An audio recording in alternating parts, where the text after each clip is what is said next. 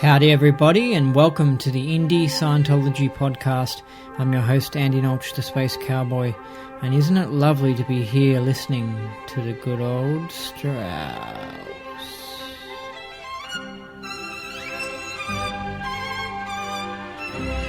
Yes, this is a podcast that has everything to do with the interesting world of Scientology. Yes, that odd religion you might have heard about.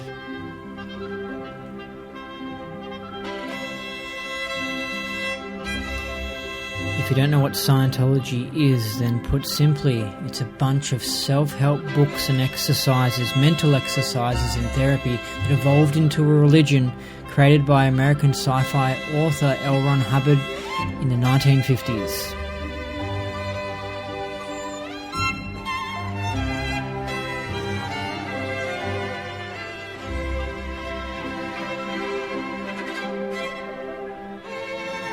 Today's guest interview is with Sands Hall. She's an author, she's a musician, she's a writer, she's an actor, and she's written a book about Scientology and her experiences with the church. How did you like the last show with Ron Miscavige? That was exciting. COB's dad. What an interview. Check it out. It's online on my YouTube channel.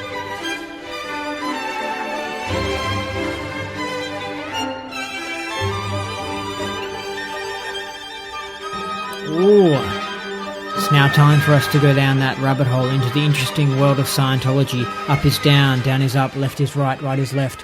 What you thought was impossible is possible. Welcome to the show on this Tuesday, the 6th of February. And it's a little bit sad today. It didn't happen today, but recently David Mayo has dropped his body. Yes, he has passed away. The famous independent Scientologist David Mayo, the famous Scientologist David Mayo.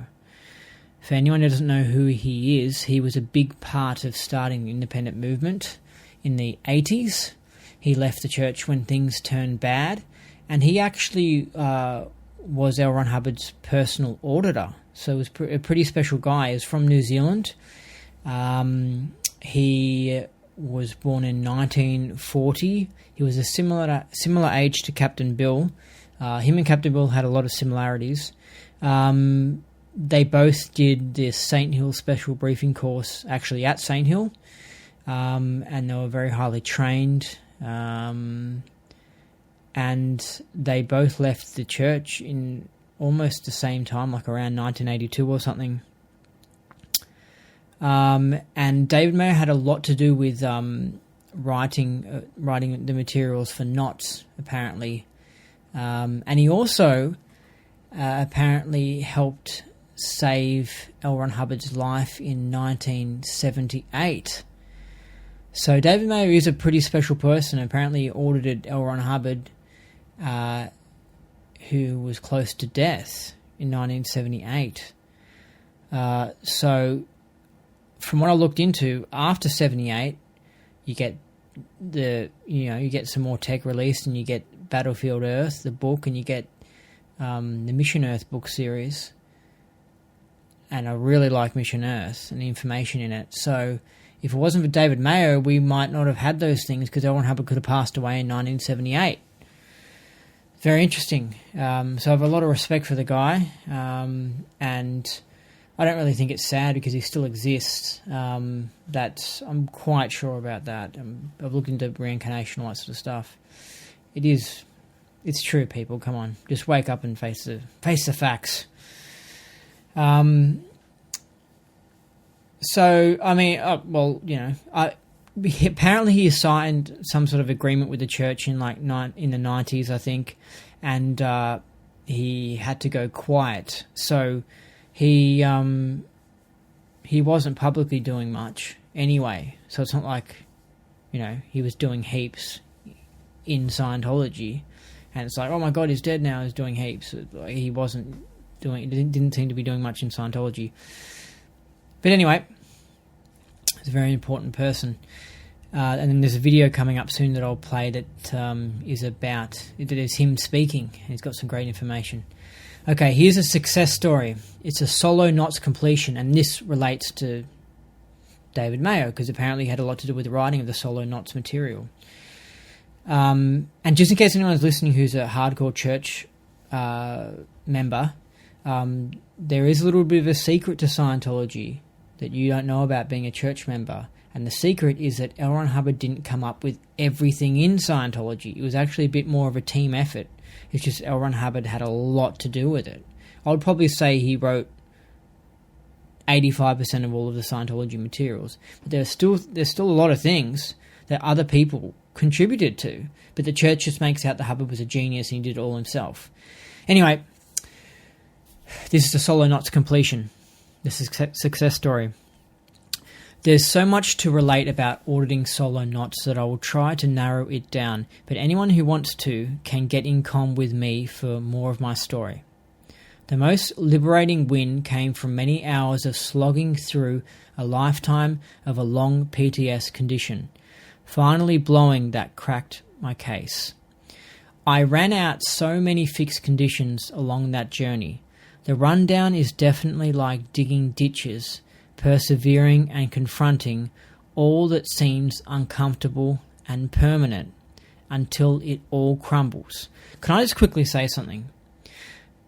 This person, like, you have this idea, and I know Scientology haters have this idea as well. They're like, well, if clear is so perfect, then why was this person had these problems with these thingos and stuff? They should have been clear by this stage, you know what I mean? And this is what David Mayo says, speaking of that. He says that as you go up the bridge, you become more and more and more clear. Like, maybe when you actually reach the level of clear, it's like you really notice that you're clear. But he says that he says it in some of you can go look up some of his lectures. But he mentions how it seems like from his point of view, it's more like people just get more and more clear as they go up the bridge. So they do OT1, they're more clear, they're more clear, they're more clear. So I just wanted to say that to explain it, in case some person was like, what the hell is this person saying that they had, these problems with their case and that, and they were, a past clear and blah, blah, blah, blah, that doesn't make any sense and stuff. And I agree with that personally. I think that, I kind of think the whole bridge just makes you more and more clear. Just when David may have said that, I thought, that makes sense, And maybe, when at the level of clear on the bridge, it's really obvious. Okay, like you get a huge chunk of, you really go clear at that point, but then there's still more to go clear, and just go clear and clear. Anyway, one day recently, I discovered ARC for every particle in the meshed universe. At first, I thought I was perceiving beauty in every little thing. Then I cognized that I was instilling the beauty. I discovered that I am beauty, that I have it, I can permeate stuff with it, and, as I said, I am it. I perceived myself and my viewpoint, observing the meshed universe from outside of it. I gained so many abilities along the way. I went back to school to study musical theory, classical guitar, classical piano, and French. Did I mention I had no rhythm previously? It's been so much fun to study and be in that environment. Most importantly, I know myself as the theta being I am. I can objectively observe the meshed universe and see where it ends, and I begin. There are two universes at work here, one of force and one of beauty. Everyone needs to know this.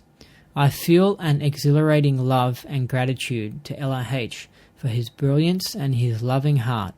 Likewise to Trey, my auditor on the O2 levels, and to my tech mentor and CS, who is always there for me, no matter what, Randy. I love you guys. ARC, Susie Kane. Cool. Nice success story. Now, it's time for Andy's YouTube favourite, and this one's about David Mayo. And it's him speaking at the at his Advanced Ability Centre in the mid-80s. And it's a short 7-minute video, and it's very good information talking about the independent field and ARC and stuff. And let's just have a listen to this, a bit of a dedication to David Mayo passing away. Anyway, this person made the remark that you can't trademark the spirit of Scientology. And I thought that was very apt. ARC, of course, is a very basic part of that spirit, the spirit of ARC, friendliness and helping people and caring about them. And of course that counts where a lot of other forceful measures don't. Anyway, so not only is it necessary to have high quality tech, but it's also necessary to deliver it with high ARC. And in fact, you can't have high quality tech without ARC. I heard a statement some months ago, not long after we started the Advanced Ability Center, and we made it known that we wanted to deliver with high ARC, and one of the criticisms that was leveled against us by another organization... He's referring to the church. ...which didn't have the spirit, was that we were talking about this ARC stuff too much. And they actually started a slogan which was, keeping Scientology working is senior to ARC. Some of us may fondly remember a few years ago when there was a very popular saying which was, if it isn't fun, it isn't Scientology. And we're trying to put the fun back in. When people are winning, they usually are having fun. And of course, on a more serious note, it becomes very evident when you look at the idea of increasing a person's self-determinism and raising a person to states of higher ability, that you couldn't possibly do that while control is being exerted in a forceful or oppressive manner, because the two don't go together. Anyway, it's been very successful, operating as a splinter group. And there are a large number of other such centers throughout the world, throughout America and throughout the world, that have either been operating for a little while now or that are just recently starting up. In fact, I heard of 4 new centers in the last week and a half. I won't go on to any more statistics for the moment.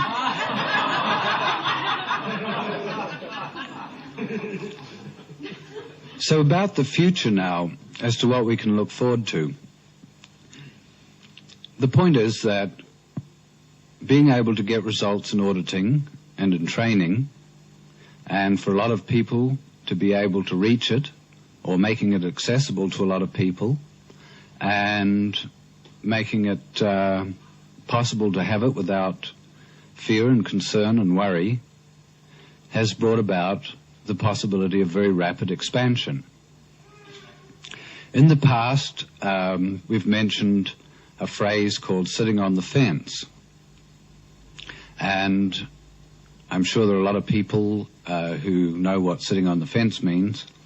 And I've talked earlier about that and how it's actually a bit of a misnomer. Most of the people who say they're sitting on the fence have actually not sitting on the fence, but haven't quite taken the courage to follow the code of honor or to establish their integrity. And basically, it's some sort of a situation where the person is worried about perhaps losing somebody that he considers a friend, but who would desert him in a time of need. Or considerations about business relationships or something like that have a lot of people in a state where they feel they should do something but don't feel they can as yet. So I've talked earlier about sitting on the fence, but today I thought I'd mention a couple of very interesting things that happened recently. We've been getting some phone calls and visits from people who had come for the reason of, seeing if they could disturb the center in some way, and who later then called in and told us that they'd changed their mind and they wanted to join and become a member. And there's an increasing number of people who started out with some sort of antipathetic intention and who are doing that very thing. The point is, though, that because all of these people, whether they're sitting on the fence or not, all joined with the same goals as what we did, it's simply a matter of time before they start forwarding and carrying out those purposes again. And so we have a period of, not only a period of expansion facing us, but a period of quite rapid expansion. And what we're doing at the Advanced Ability Center to try and help forward that is we're going into quite an increased amount of training of auditors and CSs. Currently we have people in the course room at the center from 3 different countries, I think it is, in the world. And there are people coming from other countries in the near future.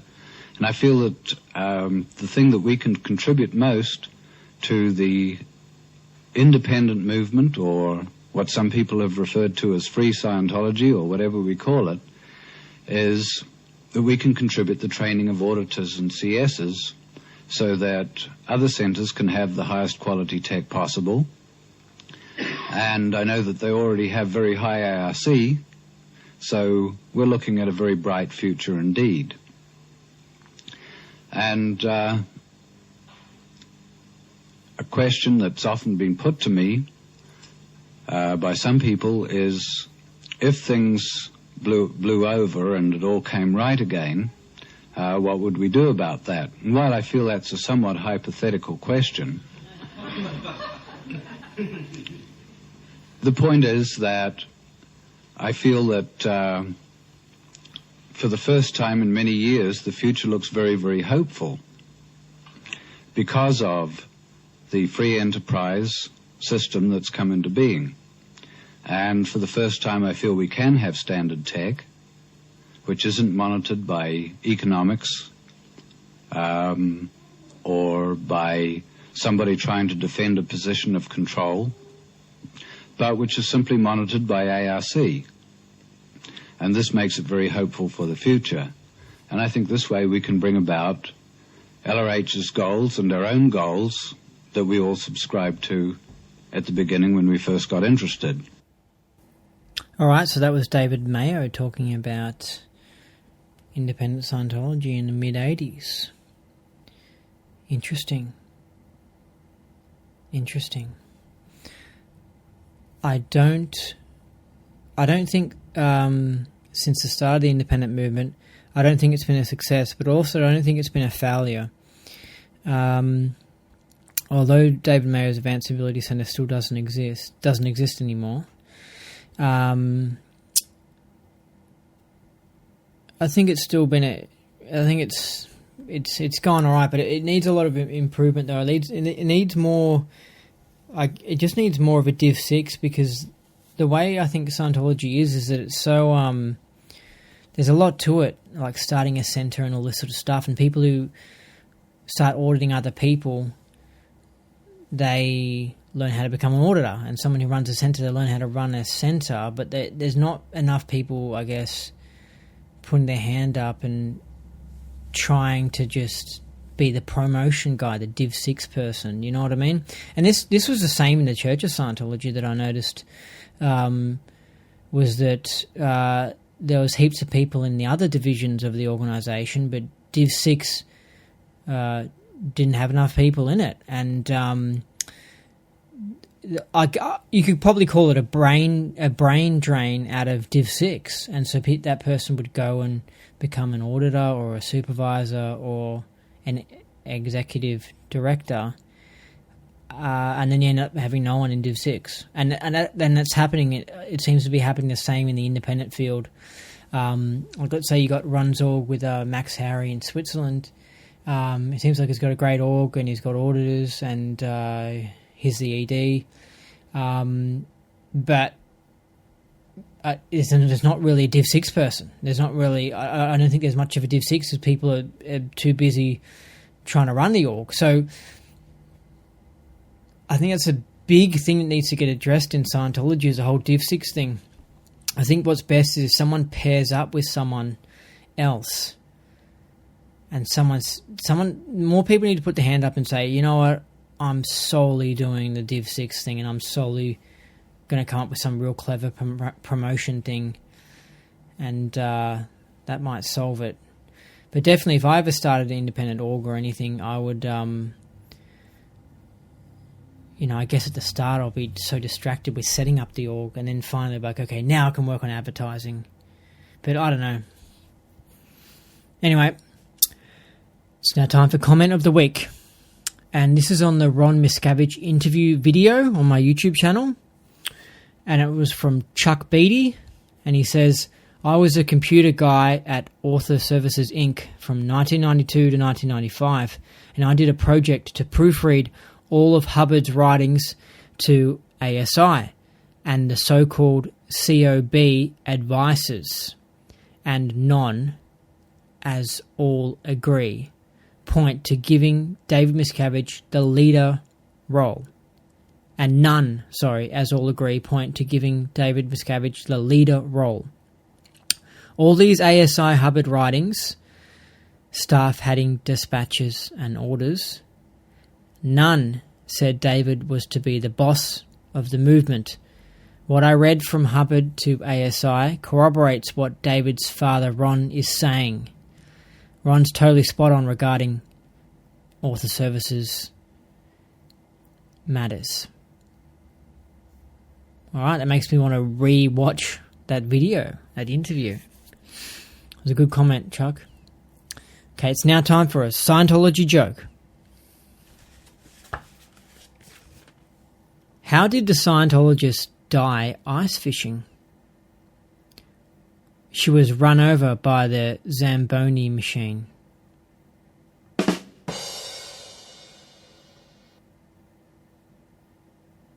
Well, I don't know anything about ice fishing, so I don't know. Am I dumb or something? I'm going to read that out again. How did the Scientologist die ice fishing? She was ran over by the Zamboni machine. Wow. I assume that must be a joke that I didn't understand. Anyway, let's move on. It's now time for the guest interview with Sands Hall. We discuss her experiences in Scientology and a little bit of funky stuff. It's not one of those really long interviews. It's still long enough. So bust out a cup of tea and let's dig into this. Let's hear some talk about the world's most interesting religion, Scientology. Sands Hall is an American writer, theatre director, actor and musician. She is a daughter of novelist Oakley Hall and was involved with the Church of Scientology during the 80s. She has studied many things at university and has recently written a book called Flunk Start, Reclaiming My Lost Decade in Scientology. Sands Hall, are you there?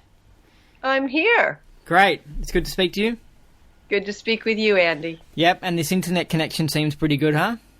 It seems pretty good, thank goodness. Yeah, I've done some interviews with some people who the internet connection's been a bit weird, a little bit, almost conspiracy-like, as into why the internet connection was so poor, especially when they tell me usually the internet connection's better. So I'm a little bit like, well, why is it sounding so terrible? Ooh, but anyway... You'd think that, yes. Maybe it means you're not a controversial person. Not yet. Not yet. Is that because you just recently wrote the book, right? Well, it's not published yet. Mm-hmm. Oh, well, maybe they're trying to stop me. Yeah, don't jinx yourself. Precisely. Have you just out of curiosity, have you run into any problems from OSA or anything? Andy, that's so interesting. I am waiting, and that's not a good postulate to have. That there's so far there hasn't been anything. But I will say I think the book's largely very positive. It says what it says, but I describe a lot of the things that probably you, as an independent Scientologist, find absolutely galvanizing, as I found galvanizing. And that was one of the reasons I wrote the book, which there's so many of us that got engaged with the church and found it absolutely fascinating.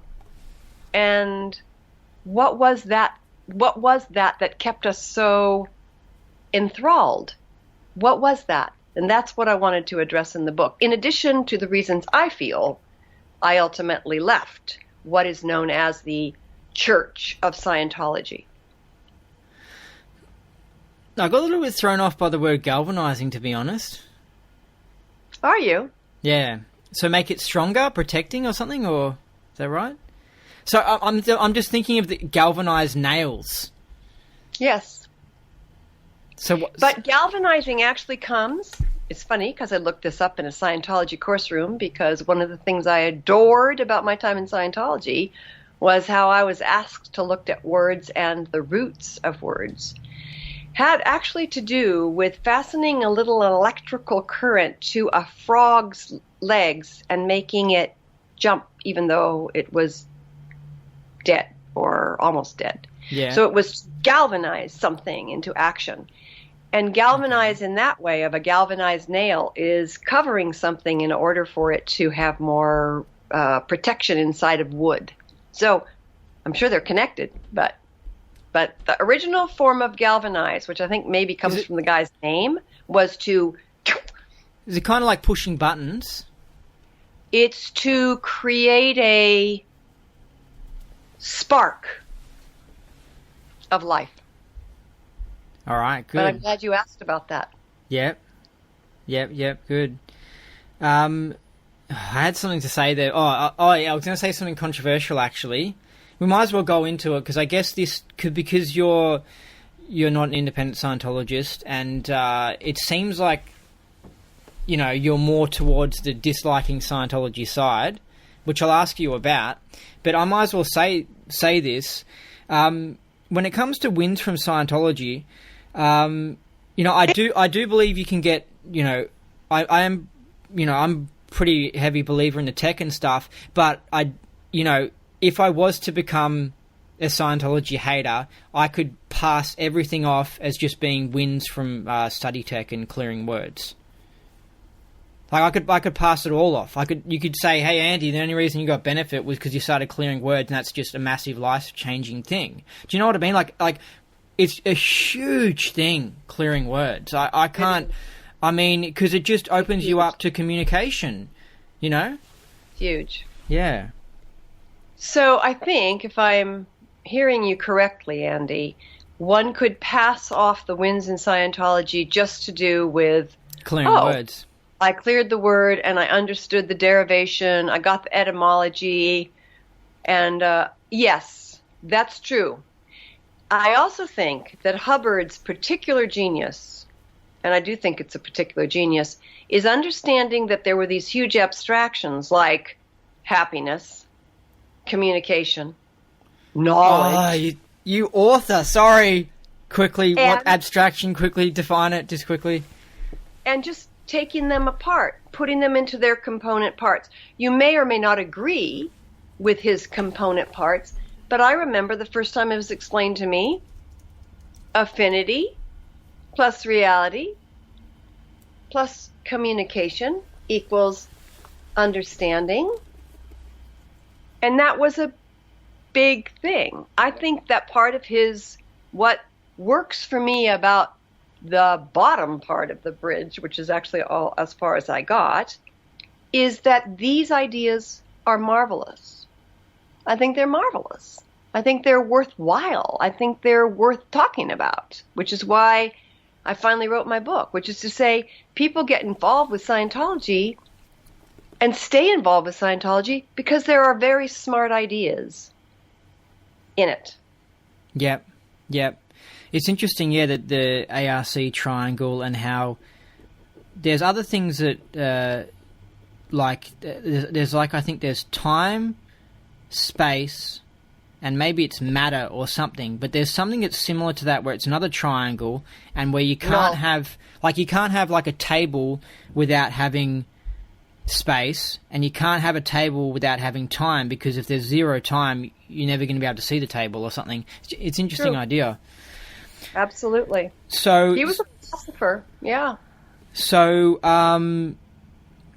these days, that's what's kept you busy writing the book? No, although that's kept me busy. but I'm a professor of creative writing, and I'm a singer-songwriter, and I sometimes do theater, so I'm busy. So the book was a bit of a hobby, sort of, on the side? No, I'm a writer. But so the other things were hobbies on the side? They all are what I do. It's a mixture of everything. Yeah, I love words. And I would say that a lot of my affection for words comes from that time in the church in CCLA, Celebrity Center LA, sitting at long wooden tables, clearing words. Great. Good. Give me a rundown of your book. What are people going to expect from it? Well, I'll tell you this. I'll start here. My agent and I had a very, very hard time selling the book because we got pushback saying there's no scandal. It's too nuanced. It's too subtle. At one point, I think someone said Hall has to decide whether she is a Scientologist or she's not. And I think it's because my effort very hugely was to say to people, here's what's fascinating. Here's what makes sense. Here's what works. And I wanted to share that so people could understand. Like, I have friends who are like, I would never get involved with the Church of Scientology. And I think, well, maybe if you got a little bit engaged with the ideas, you might be engaged by the ideas. So I wanted to express that. There was also a large part of it, why it's called Flunk Start, is that there's also aspects of the church, and this is where you and I, Andy, differ, that I am not, well, you're an independent Scientologist, and I can see that that might be very different, being outside of the huddle of the organization, of the sense that you're always having overts and you're always having to write them up and something's always wrong. And if you want to leave, you must be bad. And all this sort of weird stuff about blowing, which is attached to, as people who I hope will be watching this would understand, overts and withholds. The idea that you've had a transgression and that therefore you want to leave the space that you have had the transgression in because you are a basically good person and don't want to hang around the place because you're good and you've been bad. I think the shorthand there is clear. But that part of things made me very unhappy. And I could not ultimately stay. And I could not ultimately stay also because you and I could not have had this conversation. Yeah, exactly. It's stuff like this, yeah. Could not be probing into other aspects of things. I think my book makes very clear that there are things I'm so excited about this, last minute delighted decision. There's an audio book going to be made of my Flunk Start. Good. And I'm reading it aloud, and the engineer is recording it, and he says, we talked yesterday at one point, and he said, and this is, I've heard this from various people, it's like, because when you describe things to do with Scientology, I don't have any problem with it. And I said, exactly. It's the hunker down weird shit that's horrible about the church. The stuff itself has a lot to it. Now, I'm going to talk mostly about what I traversed because I never got on to my OT levels. I was too nervous. So you can speak to that because I think from reading a little bit about you, Andy, I understand that you've traversed further up the bridge on the OT3 or OT4 levels. No, I haven't. But well, I mean, I've been very, very naughty. I haven't actually tried any of that sort of stuff, but I've definitely read a lot of it. I couldn't help myself. It's too tempting to not investigate it. And I've found out very interesting things because I'm very sort of the skeptics who go, but you look into many other practices and they believe in certain things like entities and stuff like that. And just the evidence is out there, which is just massive. Well, absolutely. And at the same time, sometimes I felt that Hubbard had created, I'm a big studier of myth, that Hubbard had created a creation story. Like he had to create a backstory for his very smart stuff. You know, his very smart stuff that is this sort of his mind that took apart stuff to do with ARC equals understanding and what's the knowledge, reality, whatever that one is, and communication cycle and all those happiness. You know, he took apart these things and study tech. And he took apart this thing. But then it felt like it got into this sort of, for me, just felt a little bit, there might be truth there, but I felt it got stuck in ideas that don't have truth. Like he put it into a myth. He was trying to create a myth for his religion. And so I study myth and religion a lot. I teach a myth and fairy tale course. That he was sticking stuff into something when he might have just let it be, that beings may have other lifetimes. I think more people believe that on the planet than don't. And that karma does shit, and that maybe that there's ways we can figure out our life now so that we don't have to do karmic shit in the future. I mean, I think he was playing with that stuff, but he just, I think, shut it down. That's my opinion. Inside of a mythology that he jammed on it like jam, like glue. It is quite interesting, and it goes very down the rabbit hole. It does, because I think that you could say, I guess, up to clear, it is sort of unusual and that sort of stuff, and skeptics would have a hernia just looking at the information. Like even someone saying the prenatal engrams, it's just like skeptics just go, "Oh my god, prenatal engram! Oh, it's too much." But then there is a point like after clear where it just goes right on down into the rabbit hole, and it just goes whoa. And I think it's because, I don't know, with other things as well, there's a point where you go into a realm of like it's just almost too hard to prove anything. You know what I mean? Like, is Earth a soul reincarnation trap or something like that? There are things like with conspiracies and other things where you can get like the nuts and bolts of it and find out the truth. But then there's a point where it's just like you're going into a realm where it's just like you almost just can't ever find out the truth. You know, I believe you can. I'm going to keep on going. I'm going to find it out. You know what I mean? I don't care. I'm going to find it out. But I do think above the level of clear, it goes into that realm of just like you can't even, like, almost unprovable. And there's two things I want to say in response to that, and I really love that you said that. One is, the longer that we spend on this planet studying what's inside the womb, the more we understand that, in fact, there are very, very alert creatures in there, prenatal, are very alert. There is a lot going on. It's been proven beyond belief now, which is why I think abortion is a real problem, even though I believe in a woman's right to choose, absolutely.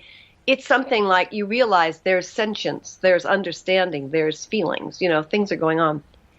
And then at the other end, one of the things I find fascinating, this is what I love about, say, Chinese or Indian, East Indian, especially East Indian, is that those people looking for the Dalai Lama, who's going to replace the Dalai Lama when he dies, they go find the guy who's and usually it's a guy, who's reincarnated but understands that's his role.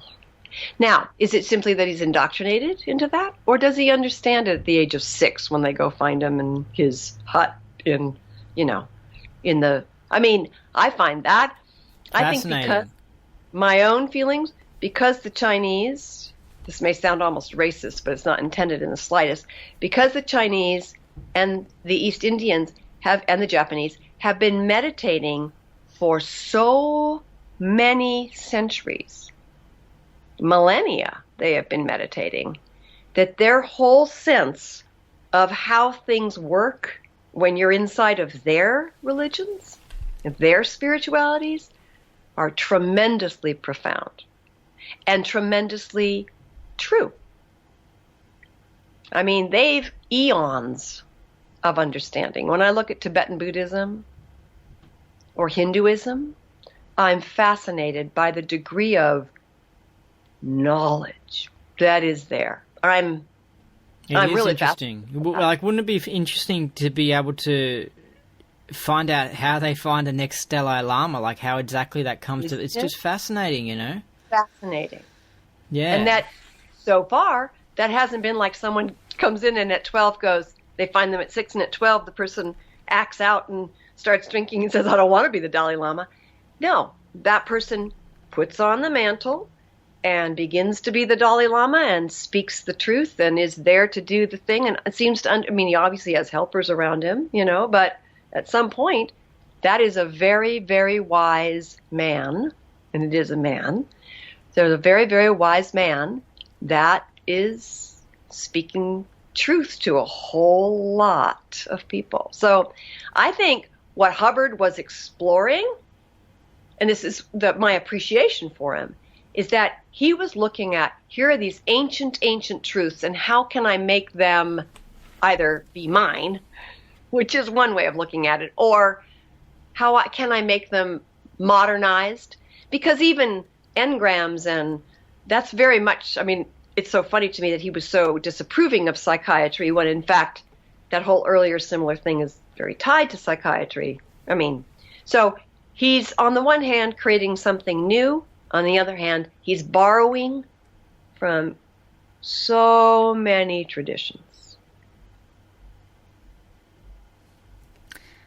If people want to get your book, it's at sandshall.com. They can find it there. All right, good. I just wanted to clear that up. Now, in the title, it says you lost a decade of your life in Scientology. So I kind of thought that was interesting. So do you consider you lost a decade of your life, or do you are you one of those people that feel like they learnt from the experience? So although it might not have been good, it was like a beneficial experience or something. Great question. I will say that when I left the church, and here's what I'll also say, go out on a limb, but say, when I joined the church, it was sort of when Hubbard was still alive and Hubbard was living out in some place and everything was very gentle. I didn't have anything bad happen. But Hubbard died and Miscavige ascended, and all of a sudden things really changed. What year was this, by the way? Because I'm pretty keen on specifics. Well, my understanding is that Hubbard died in January, just a few days ago, actually, in 86. Yeah, and when did you notice the change? I would say approximately a year later. And I left a year after that. And I think I finally left because I'd always had doubts. I didn't like as an independent Scientologist, Andy, I think it's very interesting, that you don't have this structure around you that is enforcing or is demanding or is, and this is the way, in my opinion, a spiritual path should be. And this is what I often was very angry about when I was studying Scientology, is how can I not just study Scientology the way that I might study Buddhism, or I might study Catholicism, or I might study Judaism, were I interested in following those paths. I have to be inside of this organization.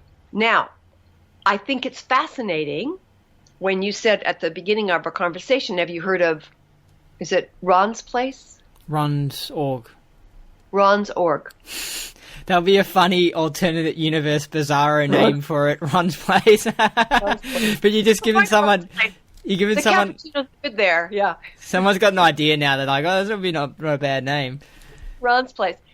But what I think is fascinating and as it in a way should be with a religion that has interesting ideas, is that just as Christianity has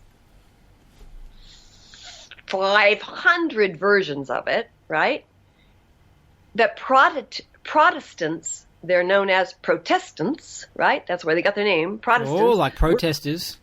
They were protesting the Catholic Church. And now there are 25 or 40 Protestant or Protestant churches, right?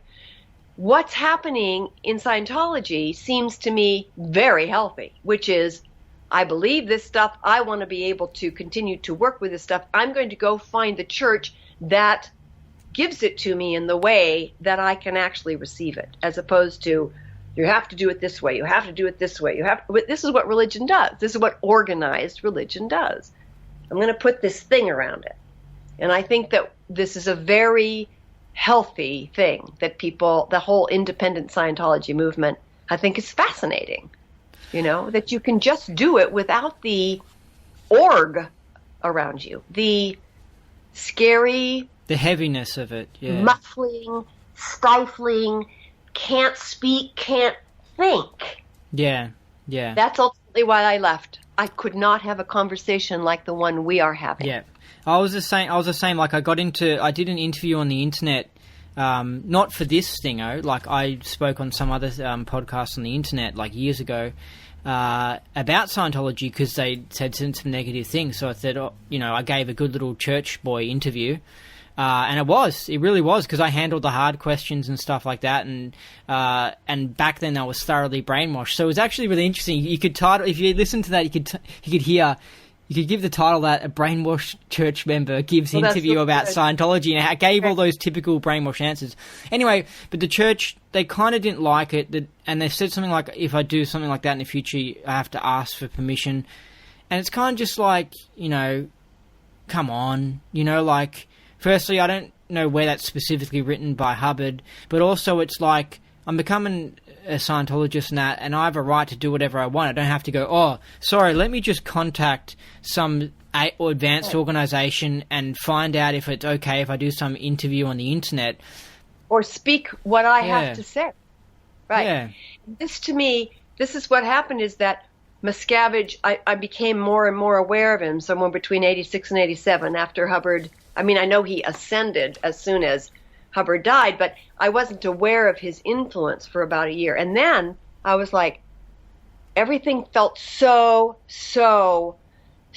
different and so scary. And that's when I left. How? You have to, you must, you mustn't. Like it's a Gestapo or something, like Nazis took it over. Yeah, I've heard this, yeah. Thing, right? We all understood standard tech, but this was more. And I'd always been nervous and weird, and you'll see that if you read the book. I don't like the autocratic, authoritarian aspects, even how Hubbard set up the church. And, there's lots of stuff been written about that, how his fair game stuff. It's awful. There's many awful things.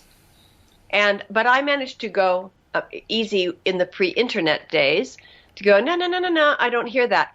But somehow once Miscavige began to really, it seemed to me, run the church, and it was just the rallies were so different.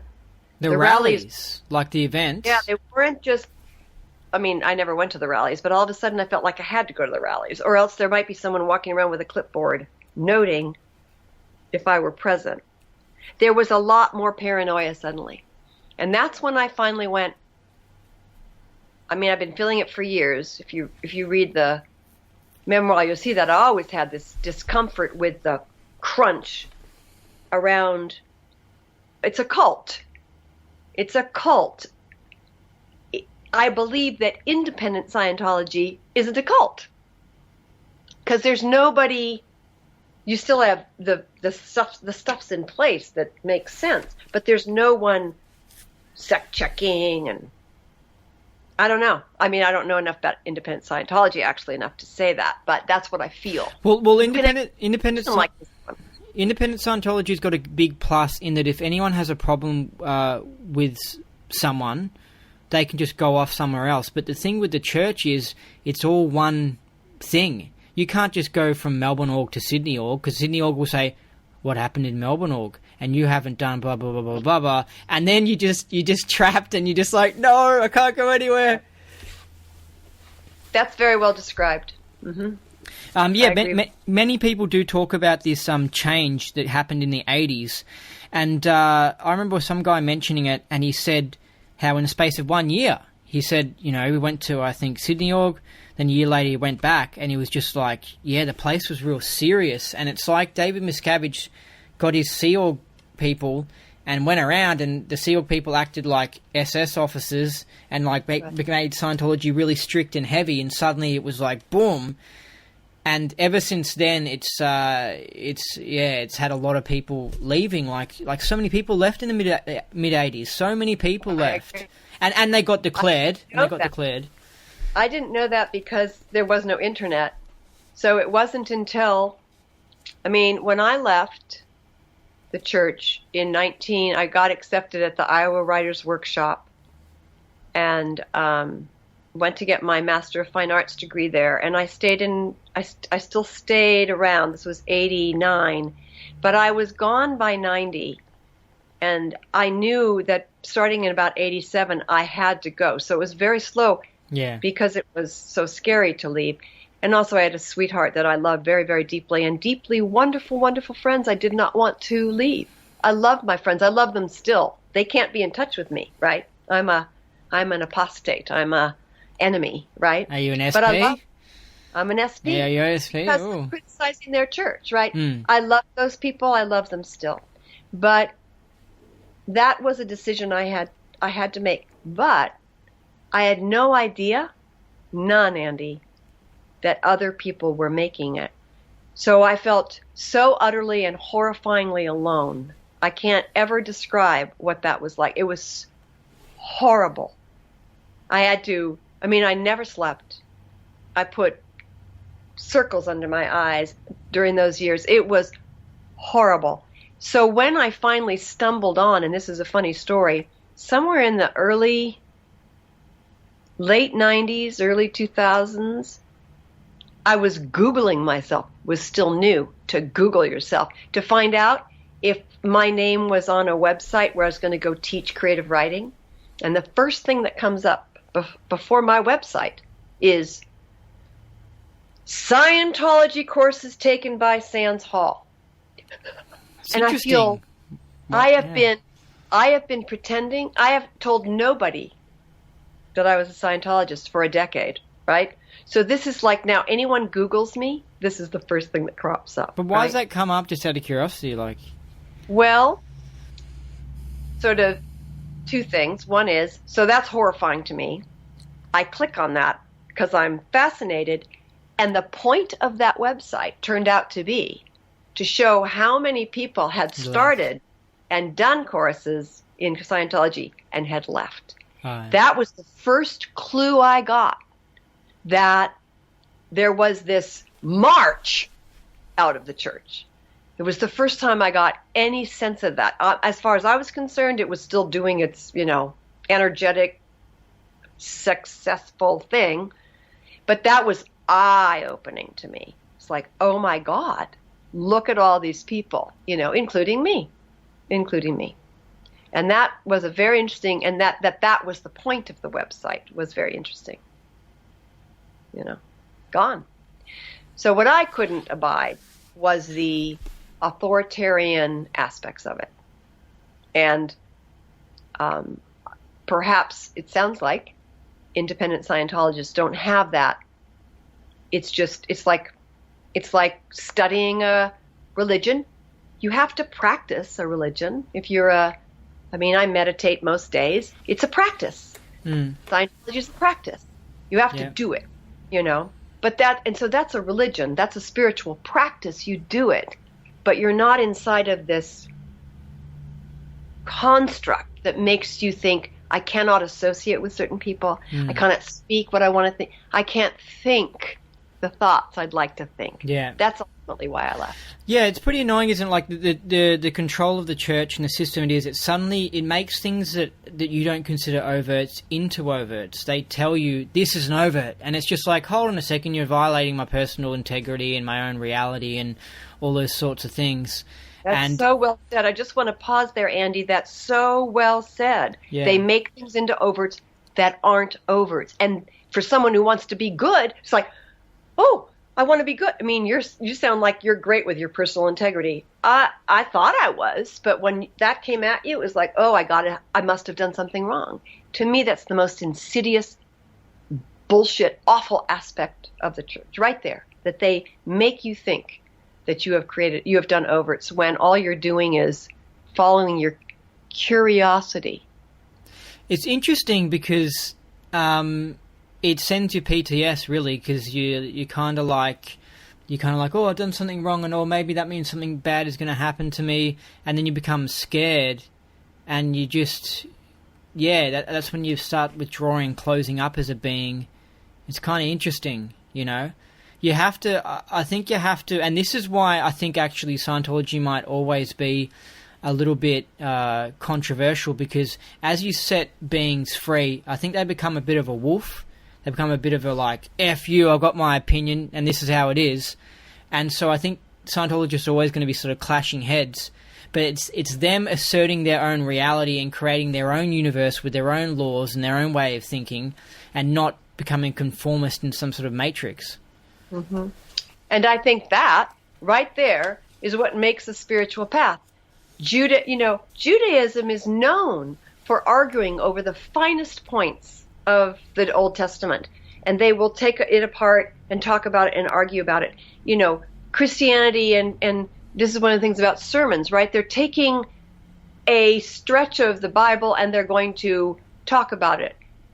And I think a religion that's worth its salt, that's going to have a lasting impact, that's what needs to happen. It's the very questioning that creates the power. It's because I'm often struck by this. Hope is both a noun and a verb, right? I have hope, I hope. But it feels very passive to me. In fact, in Spanish, the word esperar is the same as wait. I am hoping for the bus. I am waiting to make $1 million. It's exactly the same verb. But faith is only a noun when I think faith is really such an active verb. You have to faith something. You have to hang in there with a thing. And that to me is a religion. And that's a spiritual path. You're willing to hang in there with the, oh man, I'm unhappy right now. And oh my God, it's not working right now. And oh, I'm trying to apply this stuff. You know, oh, I'm trying to sort this out. And oh, it's not really working, but I'm going to hang in there. And then, oh, maybe it does, you know, and that's true whether we're talking Catholicism or Judaism or Buddhism or Hinduism or Scientology, right? It's like, that to me, that's, I think, a spiritual path. To have one is a beautiful thing, but you have to have faith. Mm. And I think as well that, because it's that tight-knit group, the church, if it was a group about hobby airplanes or something, if it was a tight-knit strict, if let's say you had some passionate hobby airplane guy and he made a tight-knit group with strict rules, that would clash heads as well. Like, they would come into problems because there's something, because I guess, you know, humans are aberrated, and so we just, you know, if we're forced into a group, then we're just going to have problems. So someone's going to be arguing with an ethics officer or blah blah blah blah, or, you know, all those sorts of things. But, I mean, obviously on top of it, Dave Miscavige has instituted policies and things to actually really make a problem. But anyway, it's going to run into problems. But I got a quote here. This is by you. Yeah? Do you want to try and guess what it is? No, I'm eager to hear. I'll be amazed if you guess what it is, because it's out of your book, but it's not like it's the opening line or the ending line, so it'll be pretty interesting if you did guess it. You ready? Yes. Do you know what I should have said? I should have read it out and tried to see if, tried to pass off as someone else saying it and see if you even picked up on it. That would be interesting. Cool. Why don't we pretend that? Yeah, pretend it's like that. So I saw this quote that someone wrote on the internet, and it says, what I actually acquired in that 7-year dance with the church is an awareness of spirit that permeates my days and a way to interact with words that is deeply satisfying. I would have known that was me. Yeah, I know, yeah, especially the word dancing. I think it's a unique 7-year dance. So an awareness of spirit, explain that. Well, I think partly, Andy, that's so great about that quote that you chose that is that's very much, to go back to a question you asked earlier, the book is really an effort to that idea of reclaiming my decade lost in Scientology. I spent a decade, more than a decade, pretending to everybody that I knew, because I moved various ways, I just told nobody, except for one or two very dear friends, that I had spent this time in the church. So I basically pretended that a decade of my life hadn't happened. But you can't really live that way and live a satisfying life. So eventually I had to sort of go and I was teaching this class, my myth and fairy tale class. I'm teaching the hero's journey, beautiful ideas of Joseph Campbell's, right?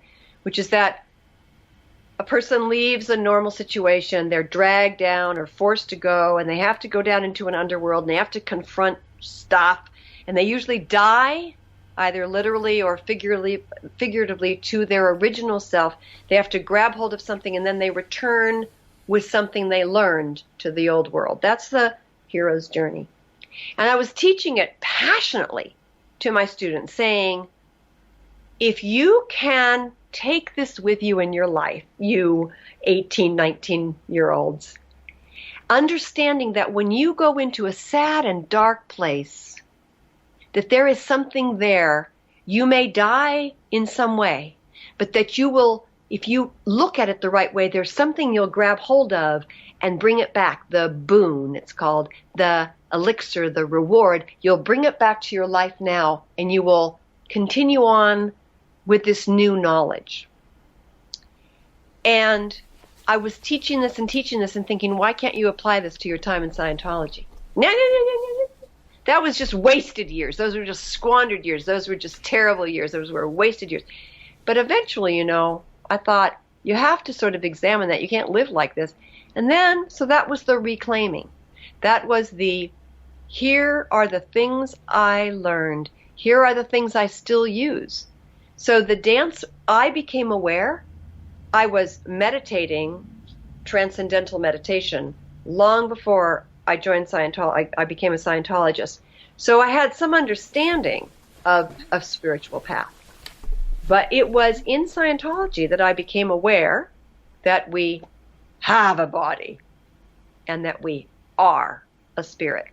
And so when I say that dance with spirit, I don't think even in my time with transcendental meditation, it had ever been made clear to me in that same way, that there was that.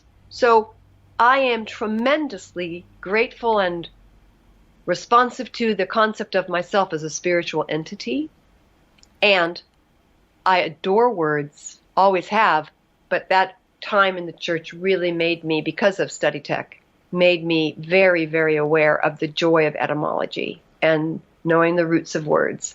And even our little conversation earlier about galvanize, right? It's like knowing that. And if we don't know immediately, today I'm directing a play right now, and the cast is, I'm up, oh my God, we have to know what this word means because we're saying it and someone's stumbling over it, right? So what does that word mean? So that stuff permeates. So I'm very grateful to that part of things. And I'm glad you pulled that quote out. That was a long answer. I'm used to it. It's all right. It's good. I bet you are. Sometimes, yeah. It's so far you don't seem to be the sort of. Sometimes I interview people and they in an answer they mention something else and it goes on to a chain that mentions something else, and then it's just oh no, you're like, oh, this is someone where the interview can go forever because the chain just goes on. But some people aren't like that, which is interesting. It's just funny.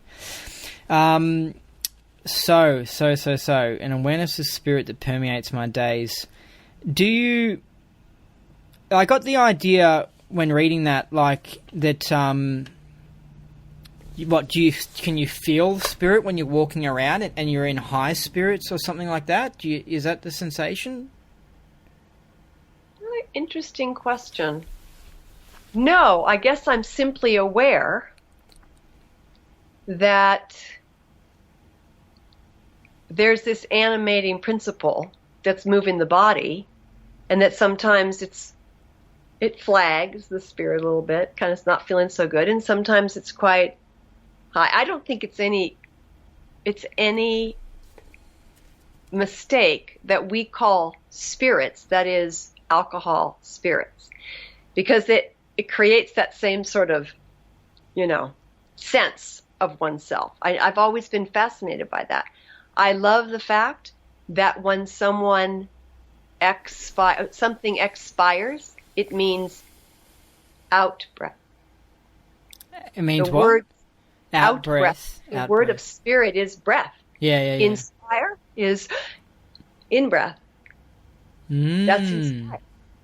Interesting. So I love that idea that the spirit, we are, and it animates our bodies, and when we die, it leaves, and in the meantime, that's what we grapple with. And I'm no saint. I enjoy my glass of wine, and of course, that's probably about it. A little bit of alcohol. I don't do much else, but I just love the idea that we're spirits inhabiting a body. And so that was made clear to me from those years in Scientology, and I'm very grateful for it. I'm grateful. Yeah, go ahead. Is that because you've had any exteriorization moments or any like past life memories that have made you really aware that you're a spirit? Well, I would say, and those people who are listening to this will probably and want to read the book, a lot of that's in there. I did understand the idea of being exterior. I thought it was kind of often a negative space, like I was outside watching myself a lot. One of the things that I've been very grateful for is it's not the self-conscious, I think it's self-consciousness, like this camera aimed at you. And yes, I did have ideas about past lifetimes. Whether I was making those up, here's a beautiful thing. The man I was with at the time, my sweetheart, who I gave a different name to in the book than his actual name, and I'd love to acknowledge him actually, but I'm not sure he'd like me to. So in the book I call him Skye, S-K-Y-E. I said to him once, what if we're just inventing, these past lifetimes where it's a book I read, combined with a trauma I had, conflated with a movie I saw, and I have a great imagination. The root of the word fiction is to form. So I'm writing a novel, I'm telling a story, I'm creating. Why is that not possible? And he said to me, and I loved this, he said, Sans, that's absolutely possible. And I've thought about that a lot, that maybe what we're doing is just like a dream. We're putting together bunches of spare change, as a friend of mine says, when we have dreams. I don't agree with him, but anyway. But he says, but if the effort, nevertheless, is to face something about ourselves we don't like with an intention to figure out how we don't do that anymore, how could that be wrong? So even if we are inventing it, and the issue is, and what we're trying to process in a good auditing session is, I blew up a planet, and that earlier similar incident is attached to the fact that I got really mad at my wife this morning, right? Well, is it imagination, or is it a guy trying to figure out that same that I just did at my wife is the same thing that just blew up a planet, and maybe I should try to not be so impulsive. Maybe there's just an effort to try to sort out, how do I not do that any longer? And I appreciated Skye, who was OT 3 or 4 and a class 8 auditor, right? So he had the tech. I love that he could talk like that, and then he just said, but it's possible. It really is a memory, right? So he was able to sit right inside of that paradox and hold it. And I've always appreciated that conversation. It's interesting how about what we mentioned earlier, how it gets to the point where you just can't prove anything, where it just goes totally down the rabbit hole. And this is what I'm talking about with past life memory, in that you go to a point where you're just like, well, how can I ever find out the truth to this? And that's kind of what I was a bit disappointed about. But it's just how things are. You get to the point where you're just like, no, it's not like someone's going to hand you a will with all your previous life's information in it, all the evidence, stuff buried in some time capsule, and you can look at it and go, yes, I can prove in a court of law that this actually happened. Sorry, that's not how it is. So they just... you just have to run with it. You just have to do whatever, I guess, helps you in auditing and whatever helps your case, I guess, you know? I agree completely. Yeah, I agree completely with that. You can't. It's like, I mean, I remember sitting in the course room hearing how many, epochs or whatever the word was to the power of 10 did that happen, right? Like people were doing drills. And it was like, partly I thought, this is kind of brainwashy, right? Because it's like, if I'm thinking like you're talking about millennia to the power of 10, that something happened, right? So 30 gazillion million years ago that something happened, you're thinking, well, I've been around for a really, really long time. And of course it's, how can you not go to other planets and Star Wars and E.T., that just gives you all these ideas, right? So what you're saying is absolutely right, which is you'll never know. But as my friend Sky said, if you have a discovery as a result of it that changes some way you're behaving now, that you don't want to behave like that anymore because you're having earlier similar incidents until you sort it out, false or true, real or invented, you're sorting something out about being a better person now and moving forward in your life now so that you won't try not to behave in those presumably destructive or transgressive ways in the future. And, I liked Sky's perspective on that. It's like, you're just trying to be a better person. What I think's good is that, because I look into all this current alien stuff and really unusual things, and I like that because I can get much more present time. I can really know. And what I have found out, and I'm quite certain of this, it is like a Star Wars movie. So that enables me a lot more to be okay with people saying, a billion years ago I blew up a planet or something like, because I'm like, yeah, it's probably, you're probably dancing around like a zebra or something. Like, anything could have happened in all that time. And that's very much, I think, Hubbard's, certainly what I understand from not having studied it, but only, the whole OT materials are very much trying, that's the whole thing that I think of the mythology, right? Is the effort to say humans were elsewhere, they came to this planet, they were stuffed into volcanoes, they were blown. I mean, the whole thing is an effort to have that. But I know when my time in the church coincided with the movies, the first Star Wars movies, E.T., and Close Encounters of the Third Kind. All of those movies were about loving connection. Star Wars, maybe not so much, but the other ones were really about we could reach the stars and be affectionate rather than, that happened stuff. Star Wars tells a different story, which is like, and always fascinating, which is there's a kind of Nazi regime that's trying to take over a planet, and there are the rebels that are gonna, and Scientologists, I think, will always, in this storyline, align themselves with the rebels. I worry sometimes that Scientologists, especially under the org, would be more the lockstep ones, right? But anyway. David Miscavige is a little bit like a Darth Vader type character. He really is. Like, I find him quite funny, to be honest. When you hear some of the stuff he's done and some of the little stories, he is like this funny punk mafia boss character that's just... One story that I heard was really funny. I'm just going to mention it because I found it so funny. He found out that someone had gone out 2D with someone before they'd gotten married, right? So they slept together before they got married, right?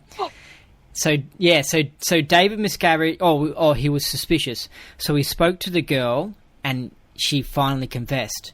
So then he spoke to the guy, and he kept the guy going on for ages, and the guy was like, "No, I didn't do it. And David Miscavige kept on asking, he goes, "You wouldn't lie to me, would you? You wouldn't lie to me. Did you go out 2D?" And so he pushed him on it. All along, he knew that the guy had gone out 2D. He pushed him on it and tortured the guy, and the guy's like, "No, I didn't do it." Then eventually he's like, "I know you did it. Thingo told me. You're going to the RPF." But it's just so funny because it's just a character. What's so scary about it, Andy? I think there are so many similarities between Trump. Oh, yeah. And Miscavige. I mean, I think I would say the totalitarian aspect of the church scares me. And I think the whole deny, lie, attack. I mean, there's so much similarity there. And I think that's totalitarian. It's authoritarian. It's like there's no affectionate, loving core there. That is the world I want to live in. I want to live in a democracy. I want to live, as screwed up and as flawed as our system is. My God, it's incredible. And right now, this very moment, we're seeing it blown apart, Oh, because you've got the... Because of Trump's... Well, you've got, at the moment, do you have this thing where you what is it, the money thing, or the government shutting down or something? In this particular case, it's that this memo has been released by the Republicans in the Senate that is basically demoralizing the FBI and the judicial system. And democracy depends on president, Senate, judiciary, the balances of those. And once it becomes collapsed, we move to an authoritarian government. And I think we're potentially moving towards that, and I just hope that our country rights itself. But my point being, I see like what Trump calls fake news, my time in the church, black PR. Anything that anybody says anything negative can't possibly be true. It's merely black. It's merely fake. And I find a lot of those similarities fascinating and horrifying. I love the fake news idea, to be honest. I love it because it's just like, I'm like, yeah, there's so much fake news. It's just everywhere. Anyway, it's actually I would say too, Andy, when you read, and I love this, when I read, there's people, you're very clear, just the verb they use, they're shaping how you think. So when you read an article, just today I read one in like Politico, it's a magazine I appreciate, and not always the Washington Post, because they're very, very skewed to the left, and I'm a leftist, as you can tell. But anyway, I'm very clear. I love having my critical thinking skills, right? You're influencing my thinking. And I'm very clear. You're using that verb and you're influencing my thinking.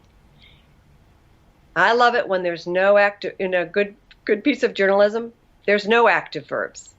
It's just straight ahead writing. They're not trying to coerce you to think one way or the other. Yeah, it should just be the news.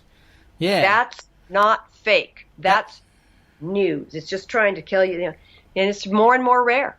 More and more. I started realizing that when I was watching the US election, and I was looking at the news in general, and I was like, yeah, this isn't just reporting on what's happening. This is an opinion about what's happening. Precisely.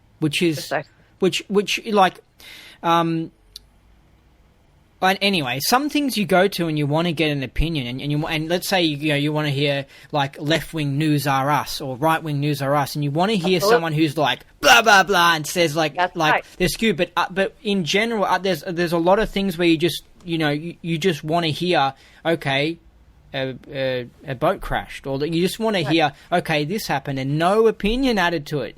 But it's interesting bringing up fake news, because that kind of relates to the whole past lives things. Again, I feel it's almost like they're just things you're just never going to know. Like, how are you going to know anything unless you're like some insider in the FBI or something? You're not going to know really. You're not going to be able to know the truth about any of the things they're talking about. So you might as well just read it and just be entertained and be like, okay, well, I don't know anything about this, and I never will.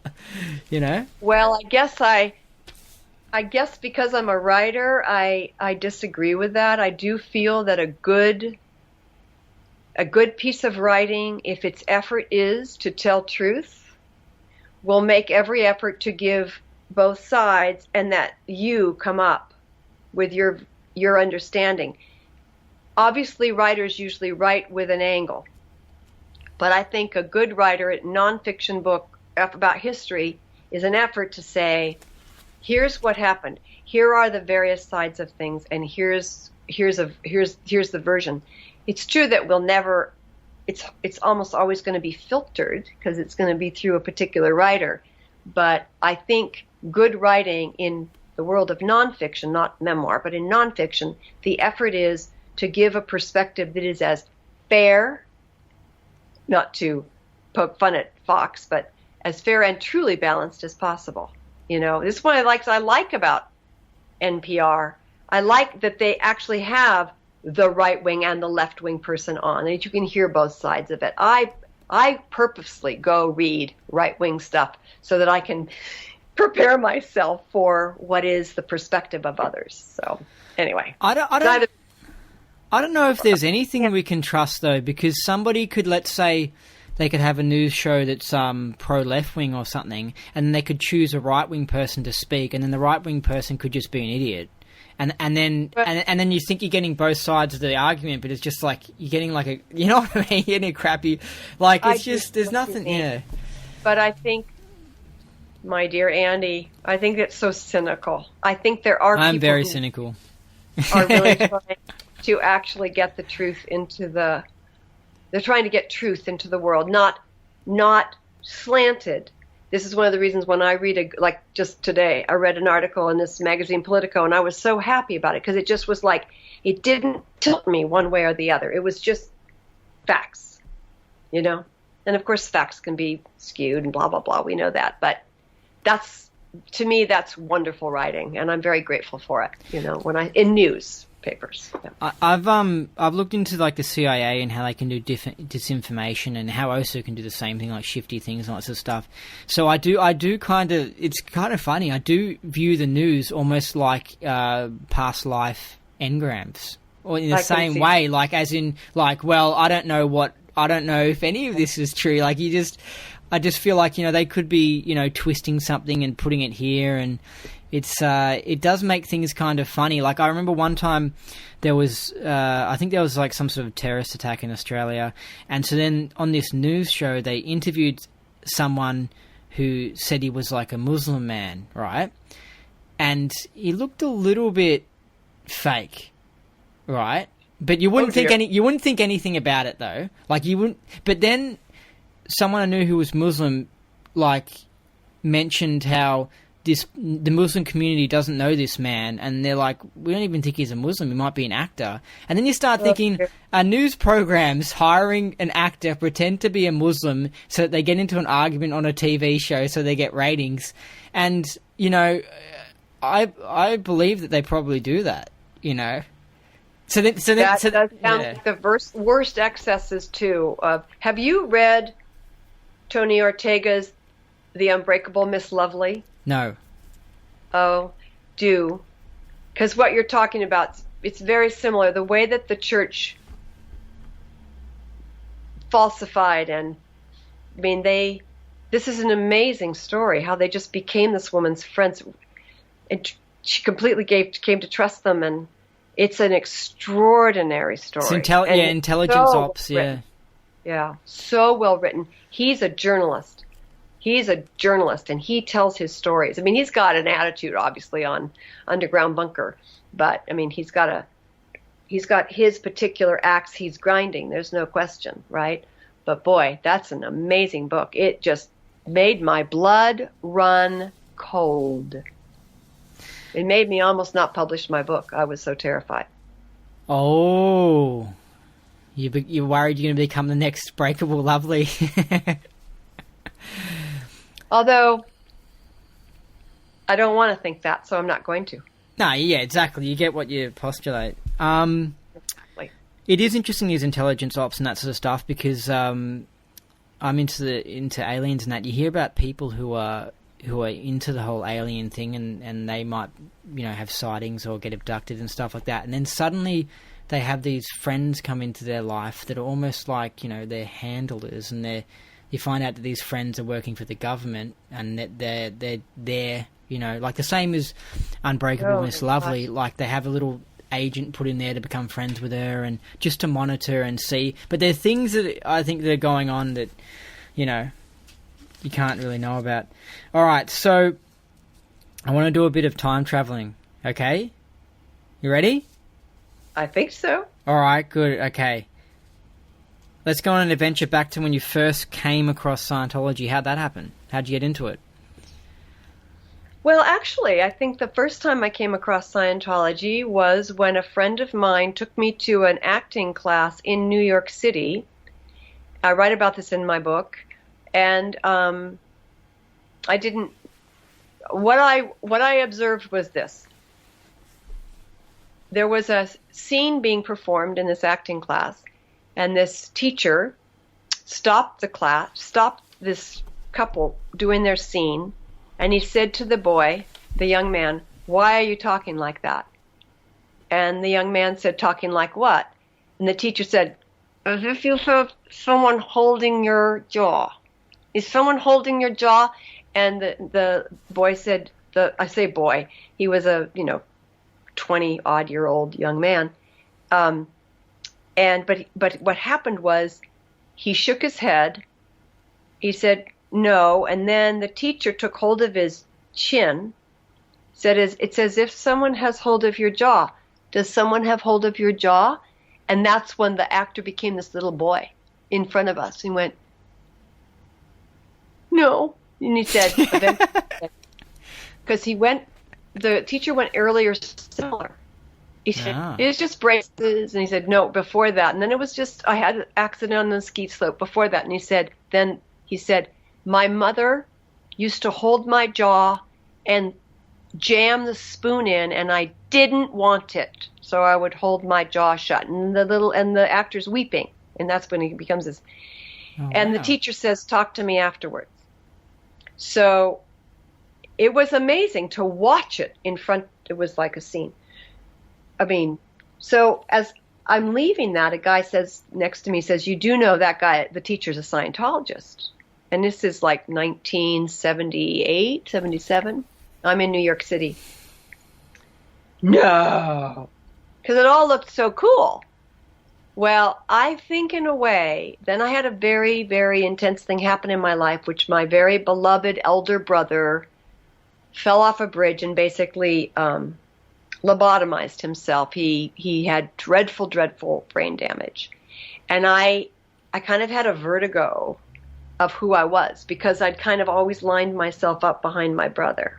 Not in a negative way, but just that's him, I'm me. It was just like this. I think we do that with siblings.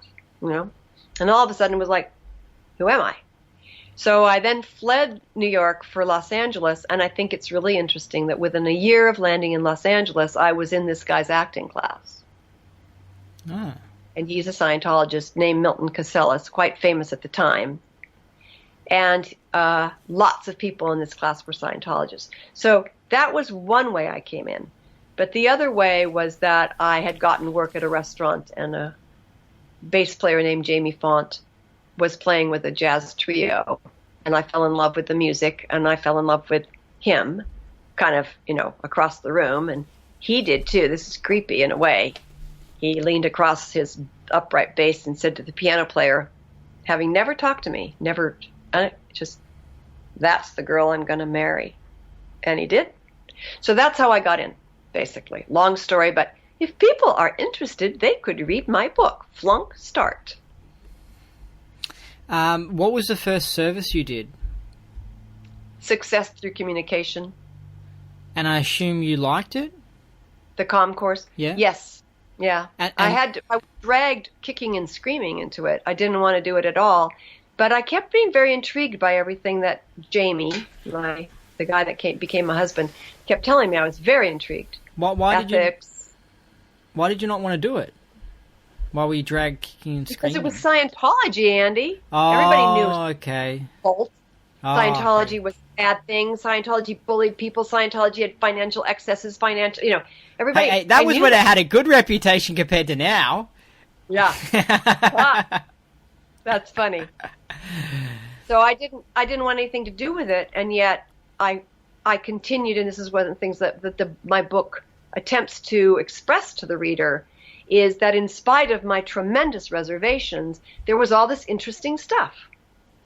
There was all this interesting, fascinating stuff that made sense, which is and I was a gaping hole in a way with this big loss of my brother, and also that late 20s. How old are you? I'm late 20s. Yeah. Yeah. Late 20s, early 30s, there's sort of this like existential maw that begins to kind of open up. It's like, so what's life about? And can I find a path? And is there something that going to make sense out of it? I was searching like crazy for that. So, Scientology filled that hole. What about, when was the point where you actually became a Scientologist? Probably I would say I became one. Owned it, although I had a hard time ever saying it out loud, but owned it to myself about the time I started Study Tech, when I began to learn maybe about the student hat, maybe. Wow, I've heard that about the student hat. I've heard that. Yeah. Yeah, there was so much that made sense about words to me. And I had so many personal, deep wins attached to clearing words, and word chains that, like the best kind of Monopoly game, went on for days. I mean, I would just go down word chains. Oh, wow. Deep. Yeah. Talking about rap. Yeah. I mean, I was deep into word chains. I'd go sideways. I'd go down. Yeah. I loved looking up words. Loved it. So you got wins from the student hat, even though that was the old Squirrel, non-edited by David Miscavige versions? Would have been, because I left the church within a year and a half of Miscavige becoming head of the church. Hmm. What did you ever go clear? If you read my book, you'll find out about that. You don't want to give anything away? Well,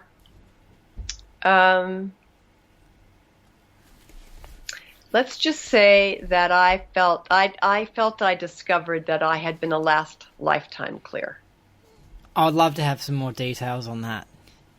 Well, you've got a copy of my book. You can read it. Yeah, but towards the end of part 2, you could just leap straight there. But for anything you're willing to say in the interview, because if I read the book, I can't. If I read it, I can't ask you questions while I'm reading it. That's all. Well, I guess what I would say. Here's a story that's really interesting. When I became a course supervisor in a mission, and I took what's called the course supervisor course at the Advanced Org in LA. And when I was studying the course supervisor course, there was a course supervisor who was 12. When she stood by my desk to spot check me, her eyes were level with mine, and I'm seated, right? So she was a tiny little thing.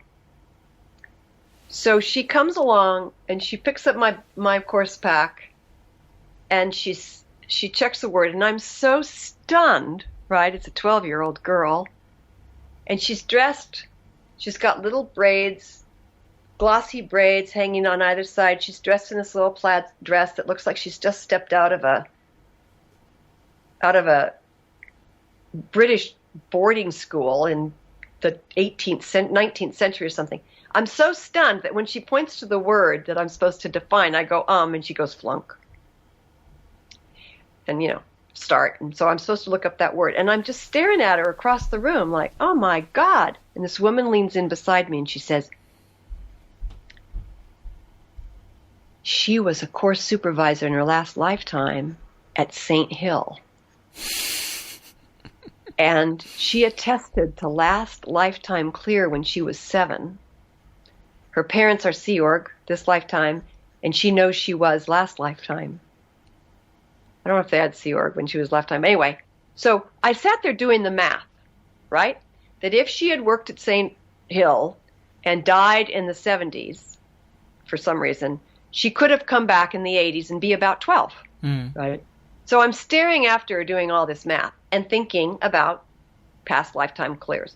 So I will just leave at that, saying that probably was assimilating in my brain. At the same time, there were various experiences I'd had and perspectives and memories I'd had that I'd never been able to make sense of.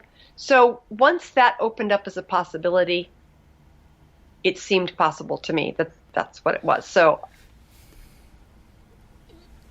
I would love to hear about one of these memories. Like, what? No, you just have to read the book. I've heard about that. That yeah, like you sort of.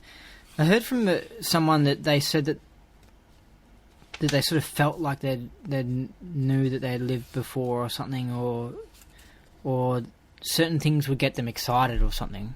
And I've had a lot of that. And that had happened. That's one of the reasons Scientology was so incredibly engaging to me, is that while Eastern religions do that and don't have any problem with that you've lived a million times and you will again in your karma and blah, blah, blah. I mean, that's many, more people on the planet believe that than don't.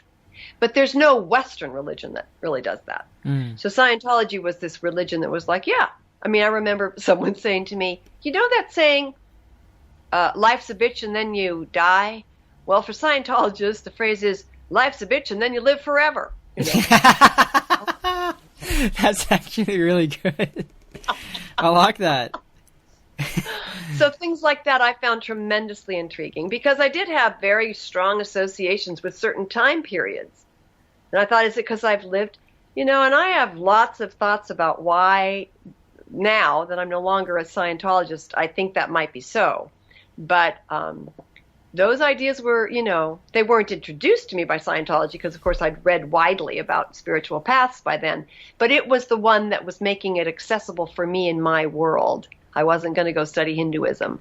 I wasn't going to go, be a Buddhist, Well, Buddhism doesn't do it quite so powerfully, but Hinduism sure does. So, anyway. There is a huge... But your point, how can we ever prove it, right? Did I actually go clear in a West Hollywood bungalow in the March of 1952?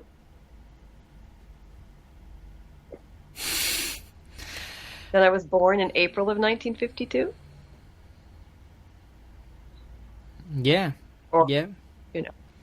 There is a big thing about past lives in Scientology, and it does seem there's lots of people who are reincarnating and coming back and saying, hey, blah, blah, blah, which is pretty cool because I like the idea of that. I don't want to have any of my memories wiped or anything. I want to be able to remember and come back. I think that's pretty important. With, I just thought this relates specifically to you because you're an author. So, with your Dianetics auditing, did that help you become more creative when it comes to writing stories and stuff? Because I noticed that happened with me. Really? That's nice. How so? Well, I guess I just noticed diving into engrams, then after that, I felt like I could sit down and write a story better. Like, I don't write stories, but I could if I wanted to. Like, do you know what I mean? Like, somehow it opened up my mind or increased my imagination.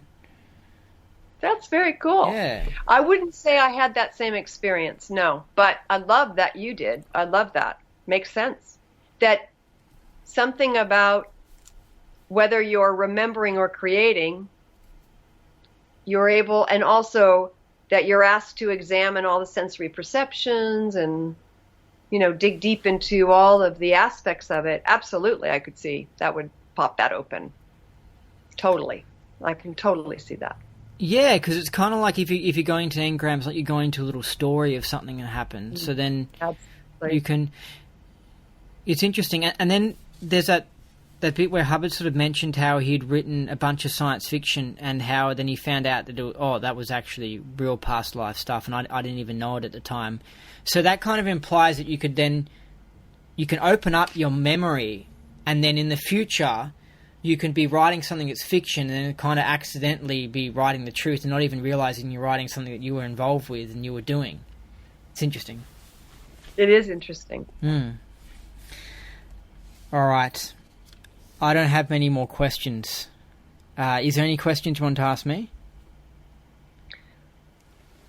One of the things I'm just really delighted by here, Andy, and I think it's worth saying, is that this kind of conversation, freewheeling, engaging, open to all kinds of possibilities, is exactly what wasn't possible when I was in the church, and why I had to leave the church, why I ultimately, just that sense of integrity, ultimately I went, I can't belong to something that doesn't let me be curious, that I can't explore and ask and think about the things that engage me. So mostly I just want to say, thank you for letting me talk to you, but also thank you for having a podcast that allows these kinds of conversations to take place, because I imagine there are many, many Scientologists, both inside and outside, if they allow themselves to watch listen to your work, that this is it's very refreshing, that it's okay to think. It's okay to question. To me, life isn't if you can't do that. Yeah, and it I guess it's okay to have doubts, because I think people connect doubts with it meaning that they're not going to become a Scientologist, or it might, or it's over. Yeah, something like that. But it's yeah. But to me, it's the opposite. It's like with doubts, it then makes you investigate more and come to a conclusion on things, and it can make you become more of a believer.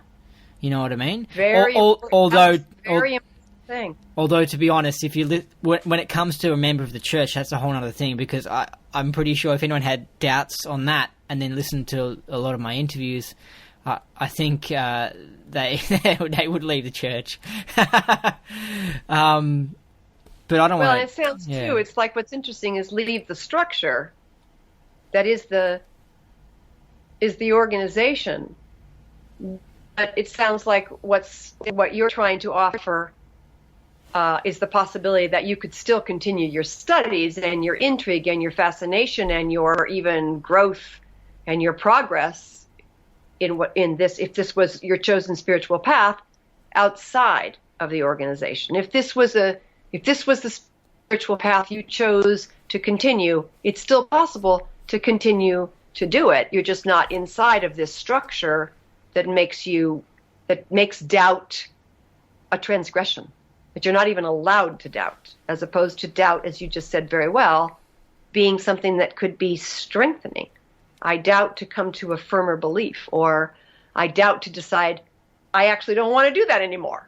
Doubt's it's a great thing, as long as we inspect it and allow it. So anyway, Thank you very much, Andy. That's all right, Sands. It was good to have you. Let me just say, well, do you have a cool win story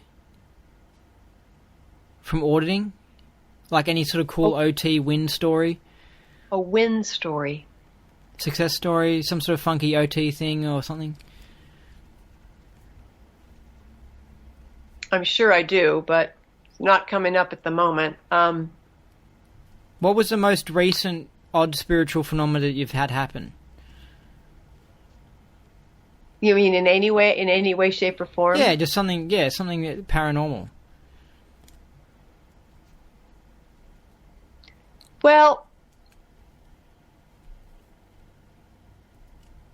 I suppose it would be like this weird vision dream about my mother, and it was about some weird sort of almost chiropractic adjustment around her heart, and realizing that it could be that she was dying or that she was accepting her new life, and it turned out to be the latter. But that was kind of a little vision that came to me. But I would say usually my wins within the church would be things like the first time I ever had the quad flows run on me. And I was like weeping about someone invalidating me, and then there was like, well, if you invalidated somebody, okay, there's a win, and have somebody else invalidated somebody else, okay. And then that wonderful question, when did you invalidate yourself? And realizing ultimately, well, who else can actually do it? Mm. So my wins were often very attached to an intellectual notion that the process allowed me to have. I mean, I thought that was a great big one for me. It was like, oh, in the end, who can invalidate you, Sands, but you? You could say, Andy's invalidating me, or Joe Schmo's invalidating me, or my parents are invalidating me, but the only person doing that's ultimately you. So that was one of the big ones. I remember that. Yeah, I think self-invalidation's a really, really big thing, because I think it's, isn't it just really you're making that postulate, you're putting that thought out there, and I know some people find it hard to believe, and it is hard to believe, but I'm pretty damn sure thoughts can influence reality. I'm pretty damn sure of that. No question. Yeah, so when you put yourself down... No question. Yeah. If that happens, I would say, for me, off every day, a sense of either like you thought that negative or positive, and look what happened. Like, right? what will be an example of that? Oh,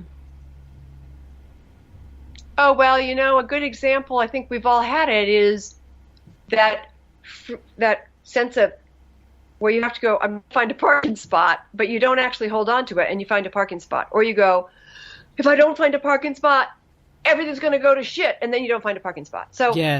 It's that sort of thing. I mean, that's a small example of it, but it's like you kind of light touch it, and then you let it go, right? Yeah, you make the wish.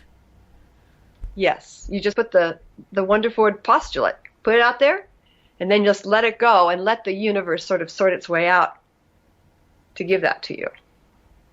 Yeah, and the self-invalidation thing, it's a habit that people have a lot of problems with. It's a very bad thing. It's just they're their own bully.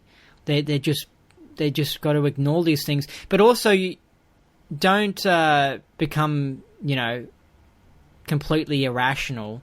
Like think that you're like some tennis star when you're not, and then you just you go really bad at tennis, and of course that's a disaster, right? Yeah, there, right? You got to be sort of clever. Much of yourself, or yeah.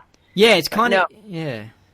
But beginning to understand, it's not about arrogance. It's about, I'm holding this. The only reason this is acting on me, this sense of invalidation, is not because someone's aiming it at me. It's because I'm agreeing with it. So you don't. Just that doesn't change in a minute, but it's like you can begin to say, well, I don't actually have to agree with that perception of me. I don't have to make that. I'm not going to make that true any longer. So, and that takes, I think, a lot of work and a lot of careful work, which is, where I think things like, personally, meditation and so that different kind of space take. Is that what you practice these days? Mm-hmm. Just very simply, nothing, just following my breath, and that's what they say in the morning. And sending prayers out for people that I care about, and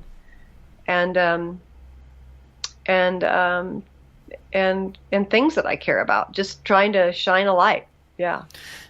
Yeah, I've found that I'm not a fan of the mantra. I found that it was a bit annoying and stuff, and it just it was too advanced for me or something. And also, it might be a bit of self-hypnosis or something. Not sure if I fully agree with it, but I do like the idea of nothing. I'm very happy with that. Right. breath is just amazing. Just breath. That's great. I think breath is great. Yeah. It's just what it all comes down to right there. Yep. All right. Well, is there anything you want to say or ask? Just thank you very much, Andy, for this interview and for what you're doing. You don't want to itza? You can itza if you want. Nah. All right. That's the word I haven't heard in a long time. I know, yeah. Just give me a moment. I thought, is that a kind of ice cream? No. Yeah. It does sound like an ice cream. Anyway, all right. It was good speaking to you, Sands Hall, and good luck with the book. And where can people find the book? They can absolutely go straight to my website, which is sandshall.com, and they can also order it from their local independent bookstore, and they can find it on such places as Amazon and Barnes & Noble. And when it comes to the audio book, yes. Would that be on like Audible, the app or something? It will be on all of those things. I'm very excited. Read by yours truly. Yeah. Oh, so there's a bunch of different apps you can listen to audiobooks on, and it's not like you're locked into one thing, like just Audible. No, I believe that the point will be to make it available in the various ways that people listen to it. That's my understanding. Yeah. You can also do the thing where you buy the ebook, and then you get your computer or your phone to speak it. Yes. Yeah. And that's going to be also possible. Yeah. But it's obviously... Thanks to my wonderful press, Counterpoint Press. Okay. I'm very grateful to them. They're very small and tremendously prestigious, and I couldn't be prouder than to be with them. Just so delighted. Good. So. Good. All right. It was good speaking to you. I'll see you later. Thanks, Andy. Bye-bye. Okay, so that was the interview with Sands Hall. I hope you liked it. Now we're going to end off the podcast with the LRH quote. Nothing in Dianetics and Scientology is true for you unless you have observed it, and it is true according to your observation. That is all. And that was from Personal Integrity. It's by LRH. It's very important, that personal integrity. A lot of people, they violate that. And some people who are Scientologists, they let certain organizations or ethics officers or whatever violate their own personal integrity. It's no good. You got to stay true to yourself.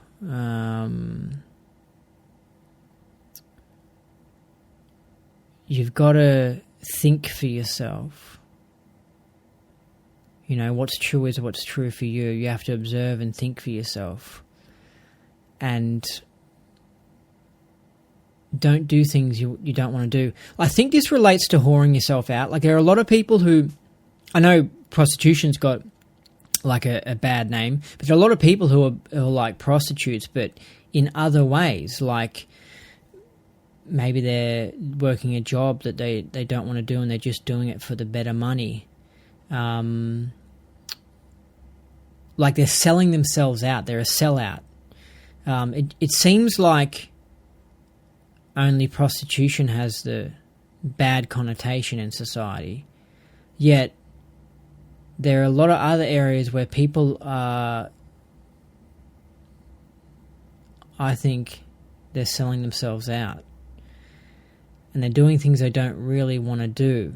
They're working jobs they don't really want to work, that they're not proud of. I remember I spoke to someone who is involved with music, and they met up with this successful songwriter, and he boasted about how he doesn't even like his own songs, that he gets pop stars to sing and stuff.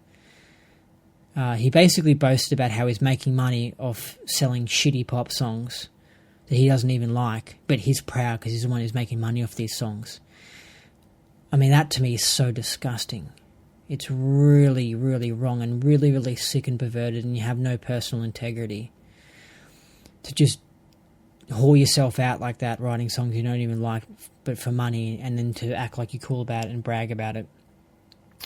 Okay, yes, it's good you've made success with your songwriting, but if you actually don't even like it and you think the people who are listening to your pop songs are idiots, I mean, that's just It's wrong. And you see it everywhere. I mean, there are a lot of people who are selling themselves out. You see it on TV shows, you see it on music and stuff like that. You see people who are doing things for money and not what they actually are proud of. Like, look at the people who work for McDonald's. You know what I mean? Do they even eat these burgers that they're selling? Are they actually proud of the burger that they're making? You know? If we all were proud of what we were doing and had some integrity and honesty and didn't whore ourselves out for money and actually sold things that we are proud of and want to use, it'll make a really cool game, you know? It'd really improve things. So I think that's what people need to do. They need to get some personal integrity, you know? And I know that's a little bit of a different spin on what this quote was talking about, but it's some sort of similar idea where people just, I don't know. And what's really interesting about this as well is that, I don't know, I feel like this quote makes you strong, makes you stand up on your own 2 feet and just say no. I'm thinking for myself, if I think something, then that's important. You know, it doesn't matter what some so-called authority figure says is the truth. You know? I mean, a lot of the time these authority figures are paid off. You know? That's a classic example of what I'm talking about with the whole money thing. You know? Maybe they're a scientist or something, and they've got certain discoveries and they know what the truth is, yet someone can come in and pay them and they can accept money and they can say something different, you know? And I think this is part of the reason why L. Ron Hubbard had a controversial life, because I feel like he really had a lot of personal integrity. Like, I just feel like he said, F you to the world. I'm saying what I want to say. I'm doing what I want to do. This is my own truth. This is the truth. And that's it, you know? Whereas I feel like other people might have been like, oh, psychiatry is upset about what I said in Dianetics. I might change that, or I might adapt it, or I might, you know, I don't want to offend anyone or cause any problems. LRH was like, stuff it. And I've seen in other freedom fighters and really good people as well, they just say, stuff it. I've got personal integrity. This is how it is, and I'm not changing. And of course, they end up being controversial because people get angry at it and they go, oh, what are you doing? It's just like, no. What's more important is personal integrity instead of money, really. Because when you start whoring yourself out, you just feel bad on the inside. You might drive a nice car, but your life is shit. But maybe because you didn't want to sell yourself out, you might be poor, but you can be more happy and poor, and you're in higher spirits. It brings you up tone and sends you on a journey of going up, an upward spiral as opposed to a downward spiral. Anyway, I'll read it one more time, okay? Nothing in Dianetics and Scientology is true for you unless you have observed it, and it is true according to your observation. That is all.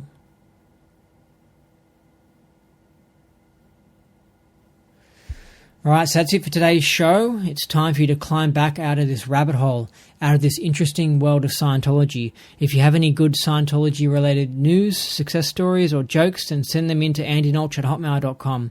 Thanks for listening. I've been your host, Andy Nolch, the Space Cowboy. You have been listening to the Indie Scientology podcast. And until next time, remember, get up that bridge and do what you want to do.